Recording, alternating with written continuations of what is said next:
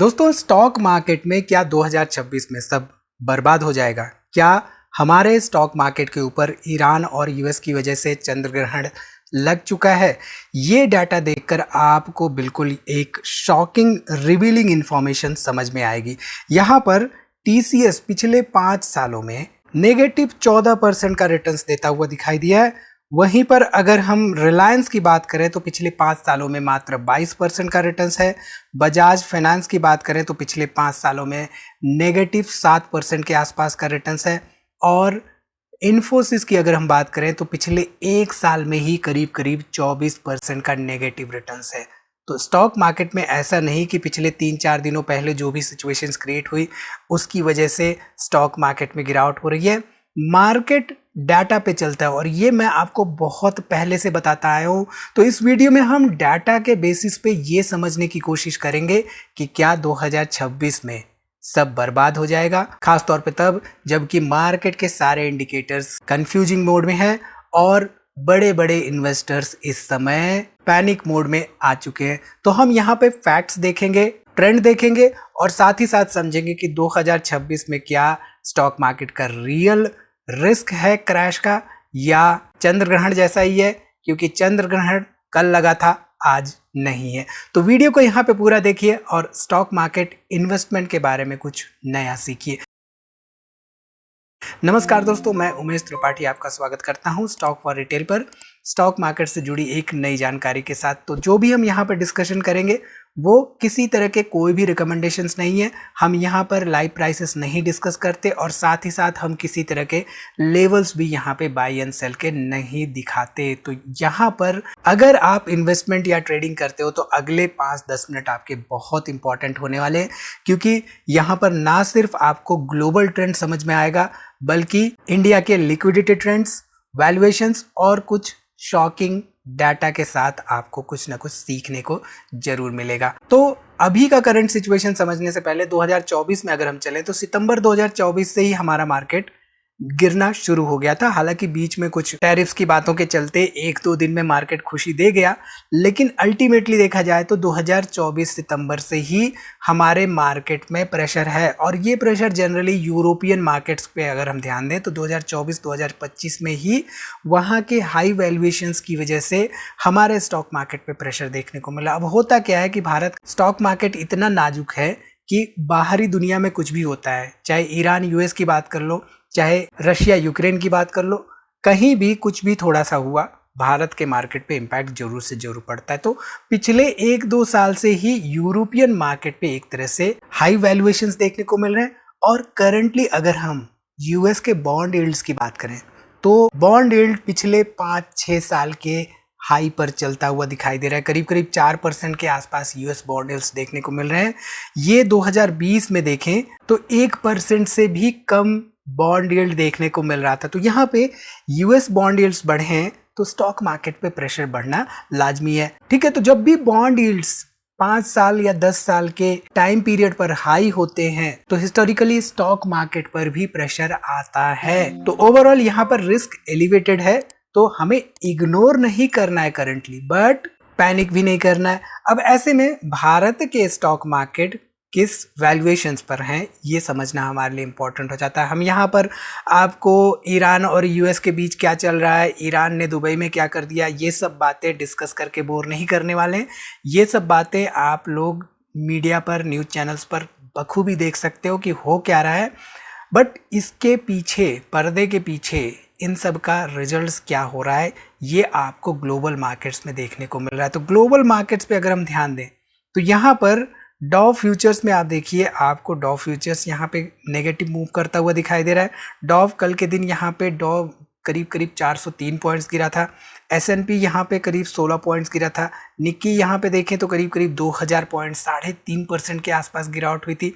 हालांकि आज के दिन, आज की तारीख है 4 मार्च 2026, आज के दिन इंटरेस्टिंग मूव हमें देखने को मिल रहा है गिफ्ट निफ्टी में। तो गिफ्ट निफ्टी यहाँ पे देखें तो करीब करीब 43 पॉइंट के आसपास ऊपर जाता हुआ दिखाई दे रहा है। तो जो आज के दिन 500 पॉइंट की नेगेटिव मूव देखने को मिल रही थी हमें, अब थोड़ा सा यहाँ पे देखें तो थोड़ा सा प्रेशर ईज होता हुआ दिखाई दे रहा है हमारे भारतीय स्टॉक मार्केट में, एटलीस्ट आज के दिन।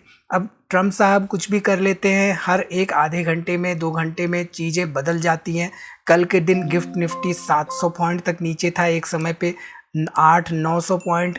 तो ऐसे समय में हमें as a retail investor valuations पर ध्यान देना चाहिए, ना कि इधर उधर की बातों पर, क्योंकि ये डाटा जो है हर आधे घंटे 1 घंटे 2 घंटे पे बदलता रहता है बेस्ड ऑन द सिचुएशंस जो भी क्रिएट होती हैं। अब ईरान ने कह दिया कि हम अपना पर्टिकुलर पोर्ट बंद कर दे रहे हैं, वो रास्ता ही बंद कर दे रहे हैं जहाँ से ऑयल की सप्लाई होती है, तो 20% की ऑयल की सप्लाई वहाँ से होती है। तो ऐसे में नेगेटिव सेंटिमेंट्स पैदा होते हैं, ऑयल के प्राइसेस बढ़ते हैं। जब ऑयल के प्राइसेस बढ़ते हैं तो स्टॉक मार्केट पे प्रेशर देखने को मिलता है।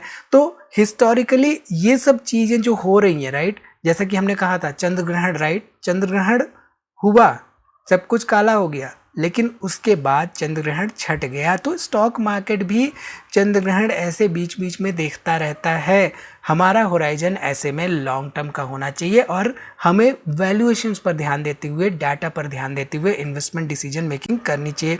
यहाँ पे हैंग सेंग देखिए तो करीब करीब 2% के आसपास की गिरावट है। जो जर्मनी का मार्केट है वो आज पॉजिटिव मूव करता हुआ दिखाई दे रहा है। कोरिया का मार्केट देखें तो तहस नहस होता हुआ दिखाई दे रहा है। साउथ कोरिया 12% के आसपास की वहां पे गिरावट देखने को मिली है। ठीक, अब यहाँ पे हिस्टोरिकली हम समझ लेते हैं कि हमारा जो निफ्टी है, निफ्टी 50 यानी कि जो स्टॉक मार्केट है, उसके वैल्यूएशंस के हिसाब से मार्केट कैसे रिएक्ट करता है। अब कोविड के समय को आप लोग को सबको पता होगा, राइट। कोविड के समय पे हमें दिखा तो कोविड की वजह से मार्केट गिरा, but market already over valued था उस समय पे। मार्केट का प्राइस टू अर्निंग रेशियो उस समय पे 24-25 के ऊपर चल रहा था। तो यहाँ पे करंटली देखें तो 2 मार्च की सिचुएशन ये है कि 21.76 के आसपास प्राइस टू अर्निंग रेशियो है and price to book value ratio यहाँ पे 3.38 के आसपास है। Generally price to earning ratio जब 23, 24, 25 के ऊपर जाता है तब वहाँ से स्टॉक मार्केट गिर सकता है, ऐसी एक्सपेक्टेशन होती है। जब ये 20 के नीचे पहुँच जाता है और 15-16 के आसपास पहुँचने लगता है तब ये कहा जाता है कि वहाँ पे वैल्यूएशंस अच्छी मिल रही होती हैं। खासतौर पे हिस्टोरिकली जब हमने डाटा देखा है तो वैल्यूएशंस अच्छी मिली हैं जब मार्केट 15 के आसपास गया या उससे नीचे गया। अब 2020 का ही अगर हम देख लें डाटा तो 9 मार्च 2020 को यहाँ पे 23-24 के आसपास था, और साथ ही साथ यहाँ पे देखिए तो 2 मार्च 2020 को करीब 25-26 के आसपास यहाँ पे देखने को मिल रहा था हमारा स्टॉक मार्केट का प्राइस टू अर्निंग रेशियो। तो ये बहुत ज़्यादा हाईली वैल्यूएशंस वाले मार्केट में हम थे उस समय पर ऑलरेडी, और मार्केट को तो एक बहाना चाहिए, राइट, गिरने का। उस समय कोविड आया और मार्केट गिर गया। यहाँ पे क्या बहाने हैं, यहाँ पे कई तरह के बहाने ट्रम्प साहब लेके आ रहे हैं। वो चीज़ों को इधर उधर करने की कोशिश करते हैं। कभी कभी ईरान का जो अगर वो ना करते तो ना होता, बट उन्होंने किया तो हुआ। बट करेंटली मार्केट में ऐसा सिचुएशन नहीं है कि 24, 25, 26 के ऊपर प्राइस टू अर्निंग रेशियो चल रहा है। सेंटिमेंट्स की वजह से स्टॉक मार्केट हमारा गिर रहा है यहाँ पे, ठीक है। इसके साथ ही साथ एक और इंटरेस्टिंग डेवलपमेंट हो रही है। तो पहले क्या होता था, हिस्टोरिकली जब हमने डाटा देखा है तो हिस्टोरिकली जब स्टॉक मार्केट में गिरावट होती थी या वॉर जैसी सिचुएशन होती थी, जैसा कि अभी ईरान, इजराइल और यूएस के बीच में हो रहा है, तो उस समय सेफ हेवन्स वाले जो इंस्ट्रूमेंट्स थे जैसे कि गोल्ड या सिल्वर, आजकल तो सिल्वर भी आ चुका है, उसमें गोल्ड के प्राइसेस बढ़ते थे। यहाँ पर तो मार्केट भी गिर रहा है, गोल्ड भी गिरता हुआ दिखाई दे रहा है, सिल्वर भी गिरता हुआ दिखाई दे रहा है। सिल्वर करीब करीब 2,85,000 पर केजी पे आ चुका है। पिछले कुछ दिनों में गोल्ड एंड सिल्वर के प्राइसेस भाग रहे थे, बट यहाँ पे पिछले 2 दिनों 3 दिनों से देखें तो सिल्वर के प्राइसेस हो या गोल्ड के प्राइसेस हो, उनमें हमें गिरावट देखने को मिल रही। तो ऐसा बहुत कम बार होता है कि मार्केट में भी गिरावट हो रही है और गोल्ड सिल्वर भी गिरे जा रहे हैं।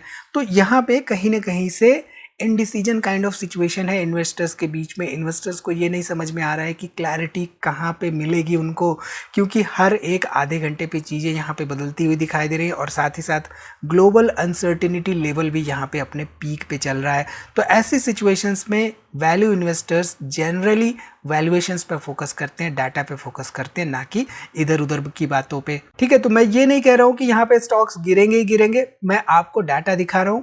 डाटा के हिसाब से चीज़ें आपको समझनी पड़ेंगी कि यहाँ पे चल क्या रहा है और 23 के आसपास का पी जो है बहुत खराब पी नहीं होता है कि स्टॉक मार्केट हमारा गिर ही जाए 20, 25, 30, 40%। तो आई होप यहाँ से आपको चीज़ें समझ में आ रही हैं कि मार्केट कहाँ पे है और बाहर क्या क्या चीज़ें हो रही हैं। क्या वो मार्केट को इम्पैक्ट कर सकती है? जवाब है हाँ, बिल्कुल कर सकती हैं। इमोशनली मार्केट हमारा बाहर की हरकतों से बहुत ज़्यादा इम्पैक्ट होता है और ये हिस्टोरिकली हमने देखा है। लेकिन जैसा कि हमने कहा, चंद्र ग्रहण लगता तो है, चंद्र ग्रहण छटता जरूर है। ठीक है, तो ये सब डिपेंड करेगा कि कितने लंबे समय तक चीज़ें चलेंगी। यानी कि अगर ये चीज़ें 1 क्वार्टर तक चल गई, यानी कि 2-3 महीने 4 महीने चल गई, तो ऐसे में कंपनियों की अर्निंग रिपोर्ट्स आने लगेंगी, अर्निंग्स गिरेंगी और अर्निंग्स गिरेंगी तो वहाँ पर इंटरेस्ट साइकिल में इंटरेस्ट बढ़ने की बातें हो जाएंगी। जैसे ही इंटरेस्ट बढ़ेगा स्टॉक मार्केट पे प्रेशर पड़ेगा। सो अल्टीमेटली कंपनियों के अगर प्रॉफिट्स नहीं ग्रो हुए तो ऐसे सिचुएशंस में कंपनी क्या, मार्केट पूरी की पूरी गिरती हैं। एंड हाँ, जो स्ट्रॉन्ग कंपनियां होती हैं वो सरवाइव कर ले जाती हैं, लेकिन जो ओवर वैल्यूड होती हैं ऑलरेडी वो पहले सफर करती हैं। तो ऑल इन ऑल अल्टीमेटली फिर वही इंपॉर्टेंट सवाल कि क्या पैनिक करना चाहिए? सिंपल सा जवाब, नहीं नहीं नहीं। Long answer cut short, risk को समझना बहुत ही जरूरी है। 2026 में स्टॉक मार्केट क्रैश हो भी सकता है, नहीं भी हो सकता है। लेकिन अगर आप ब्लाइंडली ओवर वैल्यूड स्टॉक्स को भरते जा रहे हैं ये सोचते हुए कि बाई ऑन डिप्स करना है, तो आप नेचुरली रिस्क को अपने साथ लेकर चल रहे हैं। तो ऐसी सिचुएशंस में स्मार्ट इन्वेस्टर्स डाटा देखता है, डाइवर्सिफाई करता है, ओवर हाइप्ड स्टॉक्स से दूरी बना के रखता है एंड पैनिक बाय या पैनिक सेल नहीं करता है। And always remember, at the end of the day चाहे चंद्र ग्रहण लगा हो चाहे सूर्य ग्रहण लगा हो, छटता जरूर है। तो आई थिंक यहाँ से आपको काफ़ी कुछ हिंट्स मिले होंगे, काफ़ी कुछ इन्फॉर्मेशन मिली होगी स्टॉक मार्केट के करंट सिचुएशन एंड क्या स्टॉक मार्केट क्रैश हो सकता है, क्या खलबली मच सकती है इसके बारे में। तो आज के लिए इतना ही, मैं मिलता हूँ अगली वीडियो में। तब तक मार्केट को दूर से देखो, शांत रहो और smart decisions low. I hope video आपको पसंद आई होगी। पसंद आई हो तो लाइक जरूर करिए, अपने दोस्तों में शेयर करिए ताकि उनको भी चीज़ें समझ में आए, समझ में आने के साथ ही साथ वो डिसीजंस ले सकें। तो मिलते हैं अगली वीडियो में, तब तक आप अपना बहुत ख्याल रखिए। डिस्क्रिप्शन में कुछ इंपॉर्टेंट लिंक्स हैं, उनको एक्सप्लोर करना ना भूलिए।